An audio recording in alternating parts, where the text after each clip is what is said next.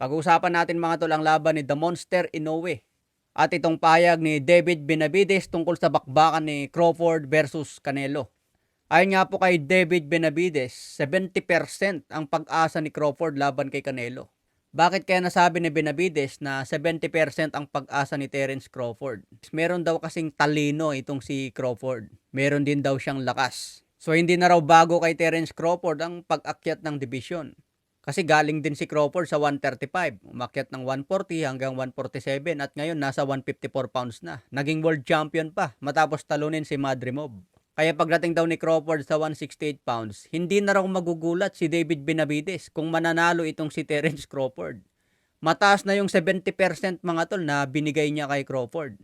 Kasi para kay Benavides, madali lang daw talunin si Canelo Alvarez.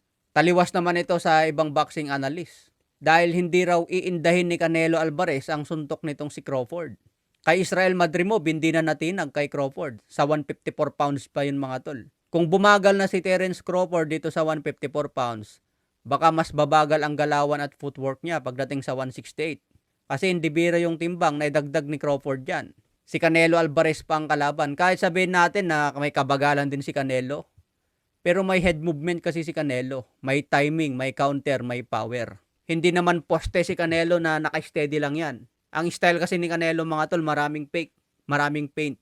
Kung mapapansin nyo yung laban ni Crawford kay Israel Madrimov, kaya nahirapan si Terence Crawford kasi maraming feint itong si Israel Madrimov. Kung mapapanood nyo yung buong laban, doon nahirapan si Crawford, hindi niya makuha yung timing kasi maraming feint itong si Israel Madrimov Ganon din ang galawan ni Canelo mga tol, maraming fake yan. Maraming setup si Canelo. Kaya hindi rin madaling mahuli. Kaya tingin ko dyan si Canelo Alvarez ang magiging aggressive. Lalo na kung naramdaman ni Canelo Alvarez na hindi tatalab ang suntok ni Crawford. Sigurado magiging aggressive yan si Canelo. Tapos magpipaint lang yan, tatimingan, papahinan si Terence Crawford pag kumagat, kakaunterin ni Canelo. So di natin alam, depende sa takbo ng laban nila mga tol. Matalino din naman itong si Crawford. Sigurado may adjustment dyan. Ang problema nga lang yung suntok ni Crawford kung tatalab ba kay Canelo Alvarez. Sa dami ng kinalaban ni Canelo, Jaime Munguia, napakalakas, napakalaki. Edgar Berlanga, kilalang knockout puncher. Pero nasingitan ni Canelo, bumagsak si Edgar Berlanga. Napabagsak din ni Canelo Alvarez si Jaime Munguia na napakalaki. Maraming fans ang nagsasabi magkasing laki daw si Crawford at Canelo Alvarez. Magkasing laki mga tol pero yung built-in ng katawan nila magkaiba. Napakalapad nitong si Canelo Alvarez, talagang siksik yung katawan niya. Hindi pa yan nananakdown mga tol. So ang tsansa ni Crawford dito mga tol, ma-outbox niya si Canelo.